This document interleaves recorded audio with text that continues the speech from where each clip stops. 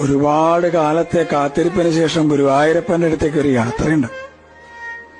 പരിഭവങ്ങളും സങ്കടങ്ങളും പരാതികളൊക്കെ ആയിട്ട് നടന്ന് ആ ശ്രീലകത്തിന്റെ മുമ്പിൽ അങ്ങോട്ട് എത്തുമ്പോ ഭഗവാനെങ്ങനെ കാണാം. ശംഖും ചക്രവും ഗദയും പങ്കജവുമായിട്ട് ചക്രവർത്തി ഭാവത്തിലുള്ള ഭഗവാന്റെ രൂപം അതങ്ങോട്ട് കാണുമ്പോ കണ്ണ് നിറഞ്ഞൊഴുകും, തൊണ്ടയിടറും, എല്ലാം മറന്നുപോവും. പരിഭവങ്ങളും സങ്കടങ്ങളൊക്കെ. ഗുരുവായൂരപ്പാന്നൊരു വിളിയുണ്ട്. ആ സമയത്ത് ശ്രീലകത്തുനിന്നൊരു നോട്ടമുണ്ട്. കാരുണ്യത്തിന്റെ കടലായ കണ്ണന്റെ നോട്ടം.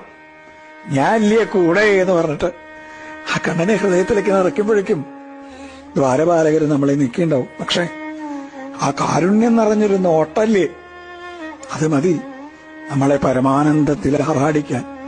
കൃഷ്ണ ഗുരുവായൂരപ്പ.